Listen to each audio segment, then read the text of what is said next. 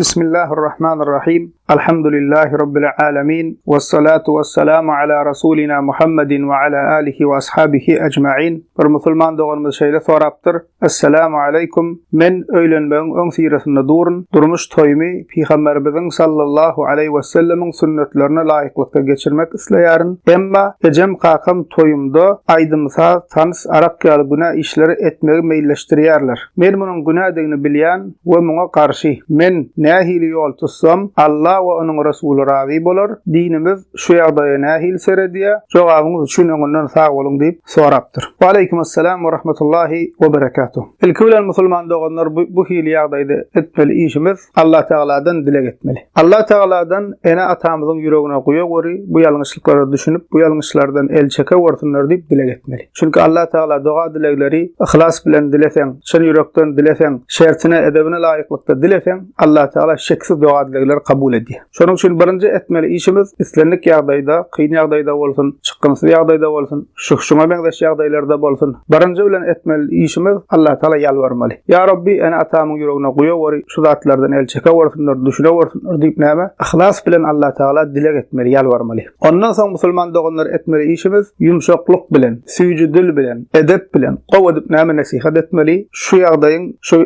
toýlarymyzda edilýän käbir zatlaryň haramdygyny, şu zatlary etseň bereketsizlik bolýanlygyny, Allah Teala we Rasuly razy bolmaýanlygyny, bu dünýä hem ziyan, ahiretde hem näme jazasynyň badygyny düşündirmeli, nasihat etmeli. Etmeli işimiz şu musulman doganlar. We bilýäňiz musulman doganlar İslamda ene ataň ýeri gaty uly, olara näçe hyzmat etsegem ene ataň hakyny ödäp bolmaýa. Hususan hem enelerimiz, ejelerimiziň bizim üstümizde kän haky bar. Ene ataň öňünde aňruja syla hormatly bolmak, ene ataňa hyzmat etmek näme musulman doganlar her perdendiň borjy. Hiç bir ýagdaýda, hiç bir sebäp bilen olara ynjytjak söz diýmeli däl, olara gynanyrjak hereket etmeli däl. Emma musulman doganlar, geleliň halal haram meselesine bu hili işlerde hiç kimi dinlemek, hiç kimin diýenini etmek, itaat etmek bolmaýar. Eger bir kişi kim bolsa bolsun bir haram iş buyursa, biz şoňa razy bolup bilmeýäris. Çünki Peygamberimiz sallallahu aleyhi ve sellem bu barada Sahih Buhari'da hadis kitabında Hazreti Ali radıyallahu anh'ın haber beren hadisinde şeýle diýär. Peygamberimiz Muhammed sallallahu aleyhi ve sellem la ta'ata fi ma'siyah, innama ta'atu fil ma'ruf.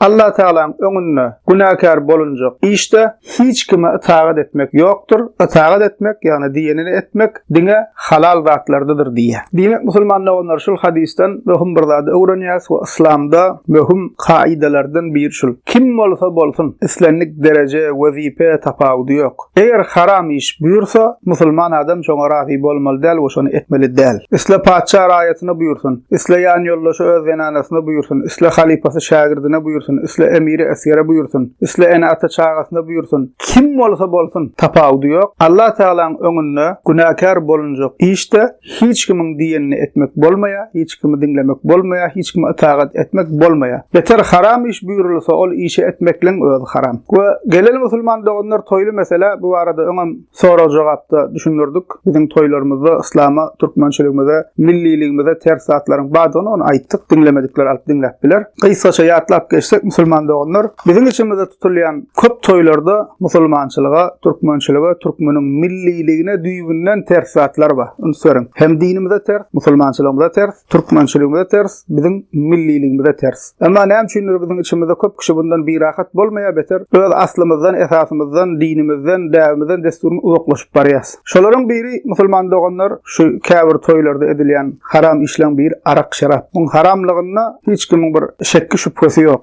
Tirmizi'de gelen hadisinde Enes bin Malik'ten rivayet edilýär. Enes bin Malik aýdýar, Peygamberimiz sallallahu aleyhi ve sellem diýär. Peygamberimiz Muhammed sallallahu aleyhi ve sellem arak barada 10 kişi lagnet etdi diýär. Sıkana, yani yasap öldürene, özümden zatdan sıkıp yasalyan eken, şoň üçin sıkana diýär. Sıkılana, yani yasaptyrana, içene, daşana, öz üçin daşalana, içirene, yani hödürläne, satana, arak satyp şondan eklençedene, satyn alana, o öz üçin satyn alana diýär. Şolaryň hemmesine diýär Peygamberimiz Muhammed sallallahu aleyhi ve sellem beddua etdi diýär. Allah näme? Lagnet etdi diýär şu 10 kişi. Musulman adam Allah we Rasulyna iman etdim diýen adam, Allah Teala'nın gowwarýan Muhammed sallallahu aleyhi ve sellem gowwarýan men Muhammed diýär, Muhammed ümmäti diýen adam, özüne men musulman diýen kişi şu hadis eşderine dur pikirlenmeli, men näme işläp bar? Hem bir toýunda arak goýup boljakmy, märekanda arak goýup boljakmy? Gapyňdan salmalylar. Özüň bar ýerine oturmalylar, ol getirip birine hüdür etmege aňarda dursun. İkinji haramlyk aýdym saz. az. Köp kişi şunu haramdan hem hesaplamaýar. Emma Peygamberimiz sallallahu aleyhi ve sellem näme diýär? Sahih Buhari'de gelen hadisinde la yakunanna min ummati aqwam yastahilluna al-hira wal-harir wal-khamra wal-ma'azif.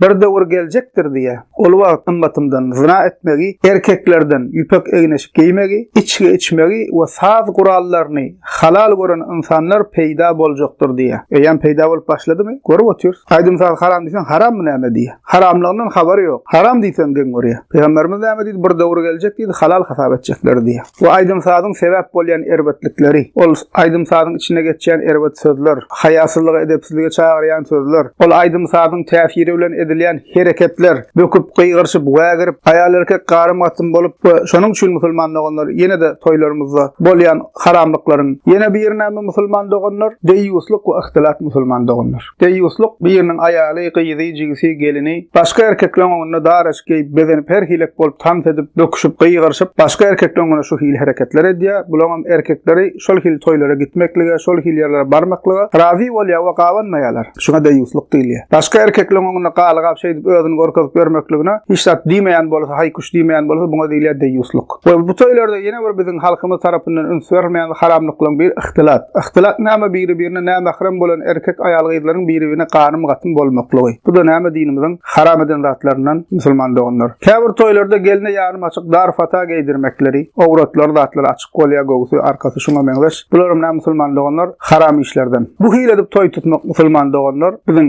däpde surmuz däl, biziň milliligimiz däl, tawaby biziň türkmeniň eden işi däl. Bu hil toylar musulman doganlar bize daşyndan gelen gaýry dinleriň adaty. Çünki kapyrlarda halal haram diýen zat ýok. Olar arak şarap dökýärler toylaryna. O beter aýallaryny öňkeden beter açyk geydirip, her hilek bezap geydirip başgalarynyň öňünde şeýdip sergilap goýsalar, özlerini şon derece bilýärler. Aýdym saat aýdyp, bu agryp çyýgyryp, gıýgyryp, bökçöklap berme, olar üçin adaty zat. Bu hil toy tutmak şuň nusxasy musulmanyň kydal, türkmeniň kydal, daşyndan gelen gaýry dinliňki kapyryň toýundan alynan zatlar. Şonuň üçin musulman doganlar bu zatlardan el çekmeli, öňe dönem bolsak, toba etmeli, halal musulman türkmen toy etmeli. Erkekler aýry turmaly, zenanlar aýry turmaly. Erkeklere erkek, zenanlara zenan hyzmat etmeli. Halal oýun güýmenjeler bilen toy geçirmeli. Göreş tuttur, başga ýarış geçir, bayrak goý, umuman pikirlensen kan halal zatlar güýmenjeler kan, toy kılıklyp boljak zatlar kan. Halal zatlar bilen saçak bezemeli. Allah Taala nimetler kan musulman doganlar. Halal zatlar sanasan sanap soňra çykyp bolany. Ana musulman doganlar şu hil toy etsek, şonu sogaply bolar, bereketli bolar we